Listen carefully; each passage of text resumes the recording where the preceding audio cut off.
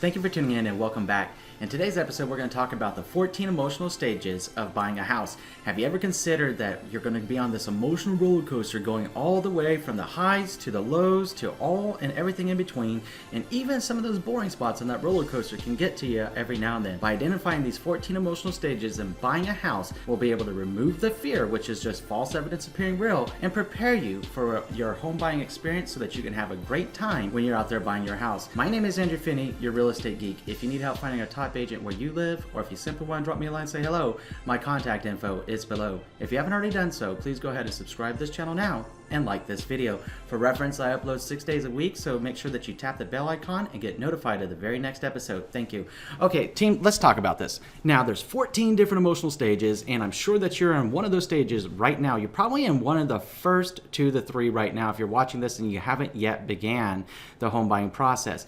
So let's go ahead and talk about stage 1. Stage 1 is curiosity. That's whenever you see those great, big, beautiful homes that are just really catching your eye on sites like Zillow, Realtor, real estate agent websites, what have you. You're really excited, and that's whenever your friends, maybe your family are talking about buying a house, and it's like triggering and prompting you, hey, maybe I should be buying a house too. So you start checking it out, and you're just, okay, you know what? I'm sick of forking out money for rent. So why not go ahead and get in this home buying game and go ahead and get it going? So then you're like, oh, okay, so let me turn to Google, turn to YouTube like you're doing right now, right? And see what's going on, which takes us into stage 2. Stage 2 is actually confusion. As you're Googling and your curiosity is growing and you're Googling and you're learning more and more about the home buying process, it's like, oh my God, there's a lot of stuff that goes into this thing to be able to buy a home and become a homeowner. So sometimes it starts getting confusing. Now it's at the confusion stage that you would actually like to reach out to a trusted real estate advisor and begin a game plan. Even if you're 3 months to 12 months away from buying a house, you can never begin this process too soon. By beginning it early on, you'll be able to identify what the process really looks like in the home buying process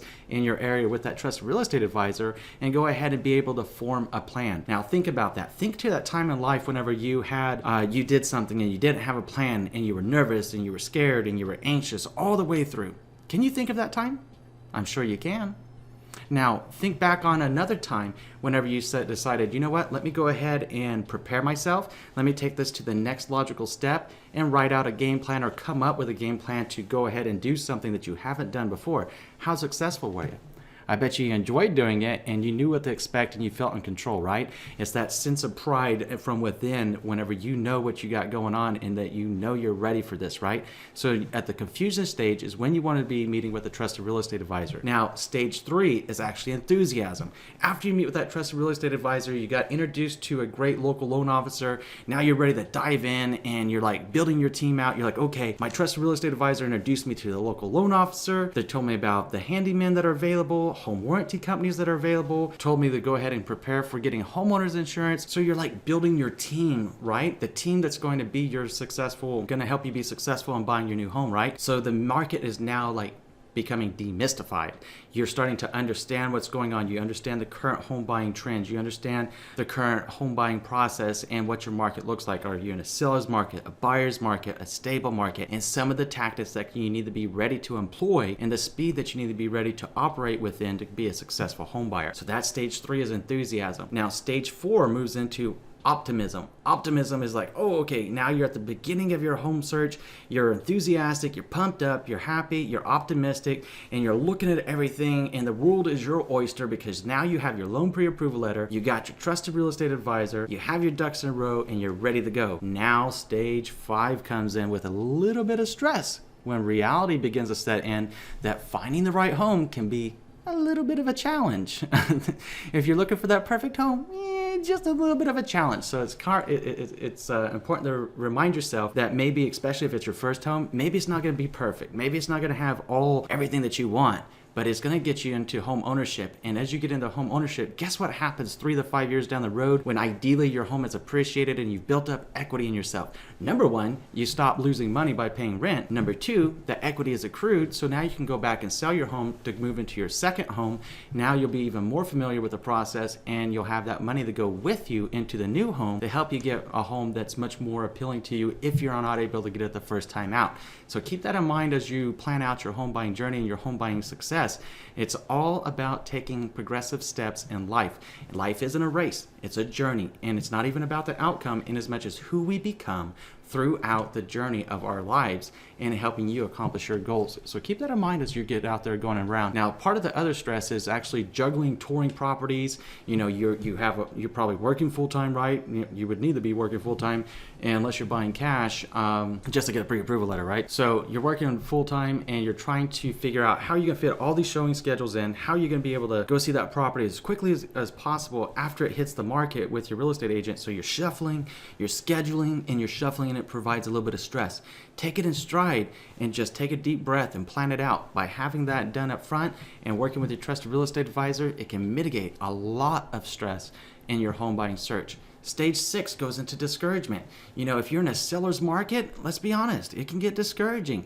There's not a whole lot of homes for you to choose from, and the pickings are slim, right? So you're like looking at the homes and you're like, well, I saw 100 homes, but only 10 of them I liked, and out of those 10, 9 of them were already under contract. And then the one that I wanted to go see, they told us we can't see it for a day. Well, goodness gracious, focus on the reason why you want to buy a home to begin with, which was in the episode that I made about 4 important questions to ask yourself. Always remember your why throughout this process, and you'll keep focused on the task on hand and be able to get into your new home at the end of the day. Don't get too discouraged. It's just the realities of the market, and there's no need to get discouraged by the kind of homes that are available to you, maybe depending upon your financial budget. It may or may not be exactly what you want, but it is better than renting, so that you can build up equity in yourself over time and then get into that new house using that equity. By stop wasting the money on rent, you're actually paying down your mortgage, so you have that nice little nest egg ready to go, and 3, 5, 7 years down the road you can move into the next house. Think about that. It's really, really important. I've said it twice now in this episode. There's a reason why, because it's extremely important for you to think about that and have it in your mind moving forward. So then that takes us to stage 7, when you're like, okay, I've sulked enough, I get it, I've had a little bit of stress, I've experienced a little discouragement, and now it's time to sprinkle in some determination and get it done, right? So now determination is what the offspring of the discouragement and the stress phase is. You push through. Now you do this every single day in your life by just pushing through. You wake up in the morning, you go to work, you do your job, and some things you love doing and some things you hate doing, but you're determined to get it done because it's what you need to do for yourself, right, to reach your goals. So when you hit the determination phase, it's like discouraging or disappointing news just fuels your passion. It fuels your fire to get out there and find the right home. You're like, okay, screw it. That home's ready. That home's not. That one's gone. We're on to the next to go see this one.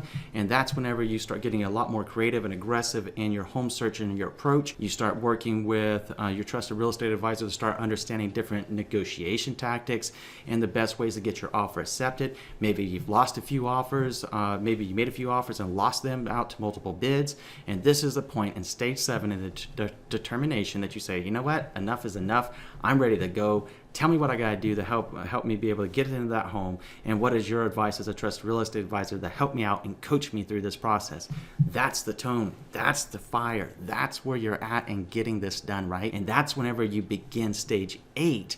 And stage 8 is Euphoria. It's whenever you're really, really excited. So the next stages from stage 8 to 14 actually involve the closing process, because Euphoria really begins when you get that offer accepted. With your persistence, with your determination, you've made this happen. And now with your negotiation tactics and working with your trusted real estate advisor, your offer is accepted and you're so excited, and you're like, okay, what's next? What's next? What's next? Right? Yay, what's next? What's next? It's very common, so appreciate this special time, because the next few stages here, you're going to experience some more ups and downs along the way. Okay, starting with stage 9, which generally happens in days 6 to 14. So just to back up a little bit, the Euphoria stage, normally what I've observed in working with home buyers is it's normally quite euphoric, quite pleasurable for about the first 1 to 5 days of beginning the closing process. When we go into stage 9 with mental exhaustion, it's normally like days 6 through 14 that this normally happens in that general time frame of the closing process. Because after your offer's accepted, you're like ready to hit the road. You made your earnest money deposit.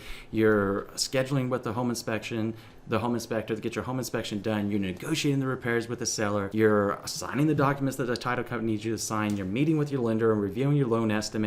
And then you're getting your home appraisal scheduled so that you can move on to the next phase of the closing process. So sometimes, it's like you take all that high energy from being euphoric, and then it starts giving you a little bit of mental exhaustion because now you're working with your trusted real estate advisor at a clip rate, extremely rapidly in that first 10 days, generally in the closing process to get a lot of things done. You're working with your loan officer, your local loan officer to get a lot of stuff done from your lending standpoint. You're working with a title company to make sure that you're sending them over the information. Maybe you're buying this home with a spouse, maybe you're buying it yourself, maybe you're buying it with a significant other.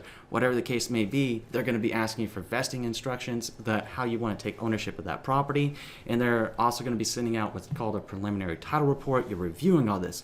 So that's like a lot of stuff I just mentioned in just a stage 9 in those first 14 days of escrow here that we're talking about. It's a lot of stuff, so it causes mental exhaustion. Go back to your reason why and continue pushing through by taking a deep breath.